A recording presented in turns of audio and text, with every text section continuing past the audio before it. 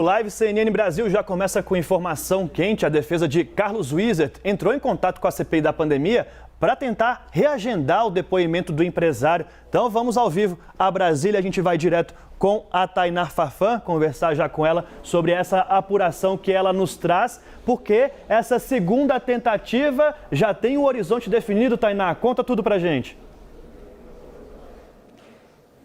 Tem sim, Daniel. Pois é, o presidente da CPI da pandemia, senador Omar Aziz, recebeu um novo e-mail por parte dos advogados do empresário Carlos Wizard, pedindo que fosse agendada uma reunião para que eles pudessem marcar uma nova data desse depoimento.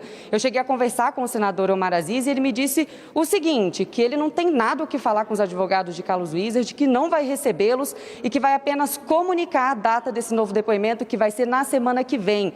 O dia exato, qual dia da semana que vem, ainda não foi definido, mas a gente pode esperar uma definição sobre isso nas próximas horas. A gente lembra que Carlos Wizard deveria ter vindo até aqui no Senado prestar depoimento na última quinta-feira, mas ele não compareceu. Ele alega que está nos Estados Unidos acompanhando o tratamento médico de um familiar. Essa história, claro, não agradou nada aos senadores da CPI da pandemia, que inclusive já determinaram o seguinte: vai ser apreendido o passaporte de Carlos Wizard assim que ele pisar no Brasil e só vai ser devolvido assim que ele vier aqui no Senado para poder prestar esse depoimento. Eu lembro também que ele chegou a tentar no Supremo Tribunal Federal evitar uma condução coercitiva, mas esse pedido foi rejeitado e no início da semana passada ele também acionou o Supremo pedindo benefícios ali para essa oitiva que seria na quinta-feira. Então ele conseguiu uma decisão favorável que transformou ele da condição de testemunha para investigado, ou seja, ele poderia permanecer em silêncio durante essa oitiva, mas ele simplesmente não compareceu aqui na quinta-feira. Inclusive, o senador Omar Aziz, disse o seguinte: não acredito que ele iria incomodar o ministro do Supremo Tribunal Federal e não comparecer na quinta-feira. Então, Omar Aziz acreditava que ele viria sim na quinta, mas apesar dessa decisão favorável para ele no Supremo, ele não apareceu por aqui. A gente lembra que Carlos Wizard é um nome muito próximo do ex-ministro da Saúde, Eduardo Pazuello, inclusive aconselhava o ex-ministro. Aí ele chegou a ser oferecido um cargo de secretário no Ministério, mas ele recusou.